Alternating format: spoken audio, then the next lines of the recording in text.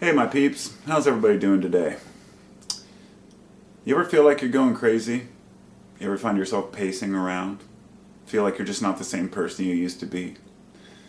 I think we've all, as we get older especially, and you start to acknowledge the differences between being a kid and being an adult, you start to wonder sometimes if you're losing it. And today is National Mental Health Day. And I was going to make a video about this the other day, but when my wife mentioned it was Mental Health Day this morning, I'm glad I waited, because it's a perfect day to do a video like this. I feel very strongly, a very strong emotion and empathy for people who are suffering from mental delusions, psychosis, schizophrenia, bipolar disorder, a whole host of other labels that we've given it. Even within the lighter spectrum here, we have issues such as ADHD or ADD, which are just basically labels for, in my opinion, our natural human tendency to kind of obsess over things is something that some people have more than others, but all of us have a slight degree of, well, let's put it this way, stepping on the cracks on the sidewalk is one of those ones. Ever since I was a kid, I found myself, if I stepped on one crack on the sidewalk, I had to step on another crack with the other foot. And I would touch something or brush something with one hand, I'd have to bump it with the other hand. Never bothered me in the least, didn't think much of it until I got older. And as I mentioned before, I've had tics, twitches. When I was in school, I had the nervous habit of licking my lips. So I get chapped lips and get made fun of for that. And, you know, I thought of myself as a mentally stable person, I guess, because I've always been coherent and functional. But there's a part of me that understands some of these conditions. On top of that, I have personally dealt with people who have mental issues. And the reason I'm making this video, if I were to, because I know I tend to ramble and just talk off the top of my head about things, is really to try to reach a few people out there that might be at the point where they think that they're snapping or going to snap, or perhaps you have found yourself in a really tough life situation and you just don't know how to cope with it.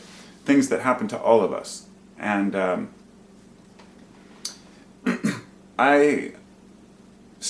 extreme stress in times of turmoil can cause a psychotic breakdown or a psychotic episode.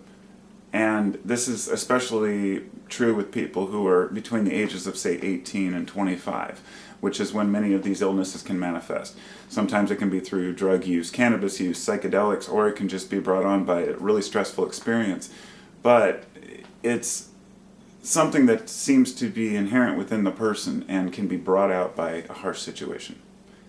It is these times when it's the most important to deal with it in a proper way. And what I mean by this is, when a person is having a breakdown, a mental breakdown, psychosis can cause extreme delusions, hallucinations, complete loss of normalcy within the person. A person who is otherwise always coherent, functional, all of a sudden just becomes inaccessible. And this freaks people out. If they have people that love them, that care about them, then I guess that doesn't really seem to matter if the people don't handle it properly. In other words, a lot of families cannot handle somebody who's going a little bit crazy, let's say. And what they'll do is they'll drop them off at a psych ward. And there's nothing worse, in my opinion, that you can do for somebody who's having a mild psychotic episode than drop them off at a hospital with people they don't know, in white rooms that they don't understand. And we wonder why people get worse. And this is the time, and because I've seen somebody in a psychotic delusional episode, and after a period of time was brought back out of that by love, care, and understanding. I've seen this with a few different people, actually, and it's not always possible. Some people have lost it. There's no way out. They need medication. So I'm not trying to say don't medicate people ever, and nobody should ever go to a hospital if they need help. Absolutely, you should. But we have to know the difference between a person who's just temporarily disabled and permanently has a major issue that needs to be addressed. And since we don't really understand many of the underlying causes of many of these mental disorders, there are just medications pumped out left and right and dumped down the throats of people who might otherwise be fine, because these medications can make some people worse. And this specific mental health each year has a theme. It started in 1992, so this is 27 years now, and this theme this year is suicide prevention. Suicide seems to be a major issue, and it seems to be on the rise with many groups that you would never expect in the past, like doctors, farmers, and it's understandable why, but there's a side of it that people feel marginalized and ignored and left out to dry. There's a guy that stands down the street from here, and I've seen him here for at least the past 8 years or so, could be longer, and he stands on the corner every single day on the off-ramp of the freeway. He doesn't have a sign, he doesn't ask for money, he just stands there and talks to himself. And at one time he had a single dreadlock that went down his back. His hair was so matted and smashed, it was just one big fat nasty dread. People would stop, give him sandwiches, try to give him money. He didn't even seem to really understand the concept. But the thing is, people cared. The neighbors know who he, were curious about him. I'd see people talking to him. I guess people had tried to help him, but in a society where people like that are thrown away, I saw him recently and he had his hair cut. And so I'm assuming somebody must have helped him out, or maybe he decided to. The thing is, it's up to us to not throw away a portion of society because of something that could be helped if they had people who cared in their lives. And I'm not saying that. There are some people that are beyond help.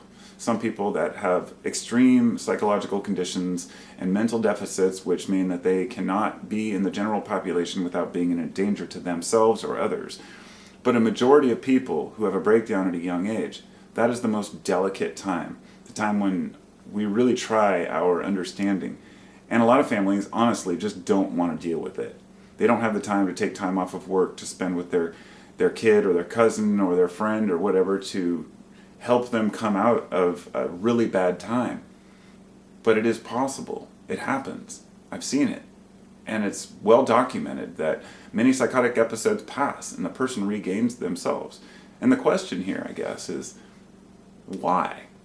What is it that causes the brain to short circuit for a period of time and then to be able to spring back and become who you were again?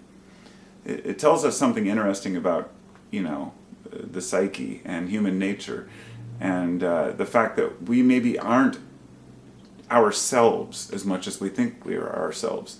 And as you get older and you start to look back on your life, we have an image of what happened to us in our lives, our history, and all of this is based on our preconceived ideas of what really happened. Our memories are flawed and faulty. So, to get accurate memories, the best thing we can do is to take notes. I have a stack of journals right here, and I was going to use these for a video I was going to make last night, but I found this card last night. This is my Portland Public Schools. I went to a school called Metropolitan Learning Center. I didn't learn like other kids. I had a hard time. I never did homework. I was great at tests and whatnot, but I didn't care for the work. I had my own unique way of doing things, but I loved this school card because it has a yin-yang on it, and I've got my hair in braids coming down the side just like I have been wearing them in videos. It's just funny to find it, but 93 and 94, looking back at this, there's no real relevance to the video, but because I was going through my history, I've got this book right here, which is my pocket journal when I'm maybe traveling or camping or something, and this is Life's Autobiography, okay? And I made this when I was 12, so it says Life's Audio Biography. It shows just how dumb a kid is. I'm drawing pictures of Garfield and stuff in here. And it starts in 1988. And each year I write something new in here. And going back and really looking at who I was, I've got this one which started in 2000, and I filled it up a couple of years ago, so I started this one as kind of a note journal. This one I haven't written anything in yet. This is my YouTube journals just for notes for videos, and then my big leather-bound tree journal, which I use for some drawings and things that I like. And all of the notes that I've taken, when I go back through history, I realize that I've gone through some states of mental disarray. And I am continually in a state of mental disarray. And what a better day than today to make a video like this, because actually, before I made it, I was pacing around trying to figure out what I wanted to do today. I have all these projects I want to do, things I want to get done. Lately, it has been really hard to function on a level that I want to function at, which means get up in the morning, be productive, get ready, go to work, do my thing. But working for myself, it kind of, business has been slow, and I've been trying to start something new, and I don't know how to proceed. And I find myself just like, and it's confusing, But there's a part of me that says, I know who I am. I know what life is. I'm not, I don't have to sit here and explain it, I guess, to all of you, because you probably all have the same situations. At a point in our life, we just feel a little bit broken. And if there's nobody there to understand that and empathize with us, then we have to deal with it on our own, which is kind of a stage I'm in right now, where under the surface, I have a lot of confusion brewing, but I'm trying to be productive on the outside. I have a family, I've got kids, and a wife and a home and a life to live, so I can't exactly just wander off on some sabbatical and regain myself. I don't believe in that really anyway. I'm not the kind of person who would go off and be a monk or something, because I know that doesn't help. There's no escape from our own minds. There's no escape from who we are. The only way that we can change that is to change the way we behave, which changes who we are. And often our psychological breakdowns are due to things we've either done, or guilt we feel about ourselves, or the world we live in, the confusion about our futures.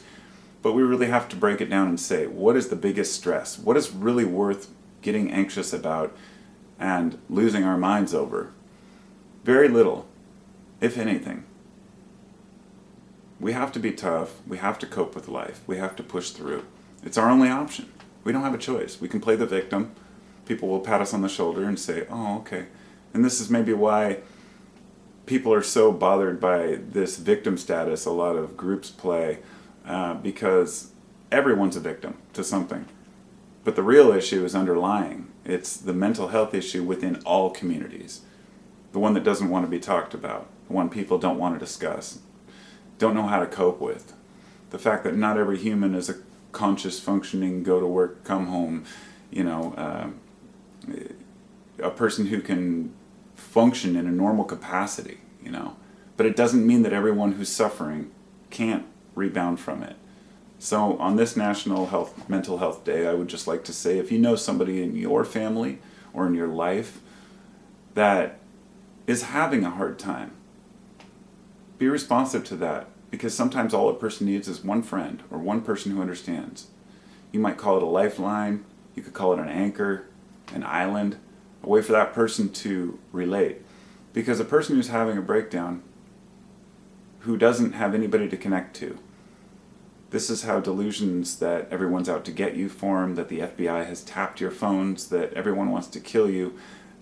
You need people who you trust in your life.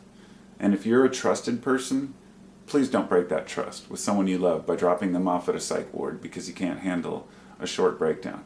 Because that might be the worst thing you ever do. And I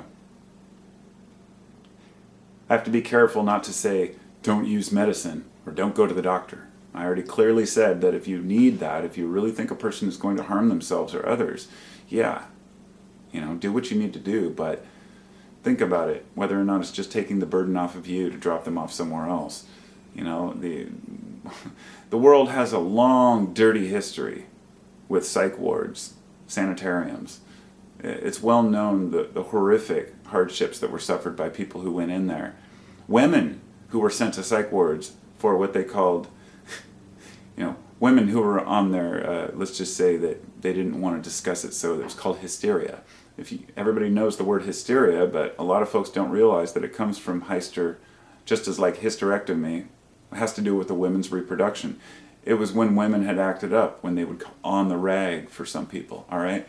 A husband would be able to drop his wife off because she's in a bad mood at a psych ward, and she may stay there for the rest of her life unless he comes to get her out. And so the history is grim and dark. It's even darker with the people who really had extremely bad mental states where they would be, basically guinea pigs for drugs and trials, and everybody was pumped full of Thorazine. And I won't get into that, but I just wanted to share a few of my thoughts on this and say that it is an important issue. It's one we face in this society that's causing a lot of people to cause mass murders, mass panic. A lot of these things are caused by mental disorders, which are a result of the way that we treat one another, more often than not, it seems. So that's all I've got.